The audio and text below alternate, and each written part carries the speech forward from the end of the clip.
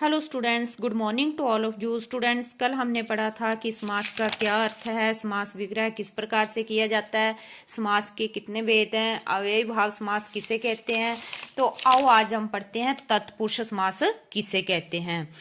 जिस समास में पूर्व पद अर्थात पहला पद गौण होता है और उत्तर पद अर्थात दूसरा पद प्रधान होता है उसे तत्पुरुष समास कहते हैं। किसे कहते हैं तत्पुरुष समास? जिस समास में पूर्व पद अर्थात पहला पद गौण होता है और उत्तर पद अर्थात दूसरा पद प्रधान होता है उसे तत्पुरुष समास कहते हैं। तत्पुरुष समास के भेद। तत्पुरुष समास के भेद क्या है? तत्पुरुष समास के निम्नलिखित भेद होते हैं। पहला आपका आ गया कर्म तत्पुरुष। कर्म तत्पुरुष में क्या है? जहां कर्म कारक की विभक्ति को का लोप हो उसे कर्म तत्पुरुष कहते हैं। कौन सा होता है कर्म तत्पुरुष? जहां किसका लोप हो? को का लोप हो उसे कर्म तत्पुरुष कहते हैं। जैसे देशगत। देशगत समस्त पद आपका देशगत, ठीक है। जब सामान्य विग्रह किया गया इसका तो पूर्व पद आपका आ गया देश और उत्तर पद आपका आ गया गत।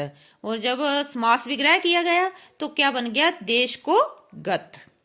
वैसे ही जश प्राप्त। जश प्राप्त में क्या है? पूर्व पद आपका क्या आ गया? जश और उत्तर पद आपका क्या आ गया? प्राप्त। और जब समास विग्रह किया गया तो बन गया जश को प्राप्त। उसी प्रकार दूसरा है कर्ण तत्पुरुष। कर्ण तत्पुरुष किसे कहते हैं? जहां कर्ण कारक की विभक्ति से के द्वारा का लोप हो उसे कर्ण तत्पुरुष कहते हैं। किसे कहते हैं कर्ण तत्पुरुष? जहां जो है से के द्वारा का लोप हो उसे क्या कहते हैं? कर्ण तत्पुरुष कहते हैं। जैसे रोग मुक्त, तो रोग आपका आ गया पूर्व पद, मुक्त आपका आ गया उत्तर पद और जब समास विग्रह किया गया तो क्या बन गया? रोग से मुक्त। वैसे ही है अकाल पीड़ित।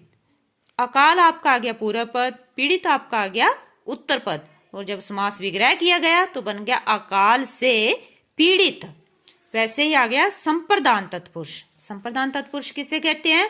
जहां संप्रदान कारक की विभक्ति को के लिए का लोप हो उसे क्या कहते हैं? संप्रदान तत्पुरुष। इसमें क्या होता है? संप्रदान तत्पुरुष में जो विभक्ति जो है कारक की जो विभक्ति है को के लिए इसका क्या लोप हो जाता है। जैसे दान पेटी। दान पेटी में दान आपका पूर्व पद है, पेटी आपका क्या आ गया? उत्तर पद आ गया और जब समास विग्रह किया गया तो क्या बन गया? दान के लिए पेटी। जैसे आपको ये बताई थी विभक्ति मैंने, तो वैसे ही दान के लिए पेटी। अब है रसोई घर। रसोई घर में उत्तर पद आपका आ गया घर, पूर्व पद आपका आ गया रसोई और जब विग्रह किया गया समास का तो क्या बन गया? रसोई के लिए घर। वैसे ही आ गया अपादान तत्पुरुष। अपादान तत्पुरुष में क्या है? जहां अपादान कारक की विभक्ति से का लोप हो जाता है। अपादान तत्पुरुष में मतलब अपादान कारक की कौन सी विभक्ति का लोप होता है? जहां पे से। अपादान कारक में क्या होता है? वैसे से जुदाई आता है। तो जहां पे बोला हुआ कि अपादान कारक की विभक्ति से का लोप हो जाता है तो उसे अपादान तत्पुरुष कहते हैं। जैसे रोग मुक्त। रोग आ गया पूर्व पद, मुक्त आपका आ गया उत्तर पद और जब समास विग्रह किया गया तो बन गया रोग से मुक्त। वैसे ही भयभीत। भयभीत में भय पूर्व पद आ गया, भीत आपका आ गया उत्तर पद और जब समास इसका विग्रह किया गया समास का तो बन गया भय से भीत। अब आ गया आपका संबंध तत्पुरुष। संबंध तत्पुरुष में क्या है? जहां संबंध कारक की विभक्ति का, की, के का लोप हो उसे क्या बोलते हैं? संबंध तत्पुरुष। किसे कहते हैं?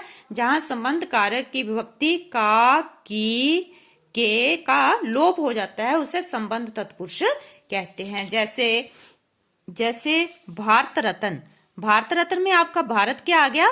पूर्व पद, रत्न आपका आ गया उत्तर पद और जब समास विग्रह किया गया तो क्या बन गया? भारत का रत्न। वैसे ही ग्राम पंचायत। ग्राम पंचायत में पूर्व पद क्या आपका आ गया? ग्राम और उत्तर पद क्या आ गया? आपका पंचायत और जब समास विग्रह किया गया तो क्या बन गया? ग्राम की पंचायत। अब है आपका लास्ट में अधिकरण कार तत्पुरुष। कौन सा है? अधिकरण तत्पुरुष। जहां क्या है? जहां अधिकरण कारक की विभक्ति में पर का लोप हो उसे कहते हैं अधिकरण तत्पुरुष। किसे कहते हैं अधिकरण तत्पुरुष? जहां अधिकरण कारक की विभक्ति में पर का लोप हो उसे अधिकरण तत्पुरुष कहते हैं। इसके कुछ उदाहरण है, जैसे लोकप्रिय। लोकप्रिय में लोक क्या आ गया आपका? पूर्व पद आ गया, और प्रिय क्या आ गया आपका? उत्तर पद आ गया। और जब समास विग्रह किया गया तो क्या बन गया? लोक में प्रिय। वैसे ही घुड़सवार। घुड़सवार में घुड़ क्या आ गया आपका? पूर्व पद। सवार क्या आ गया?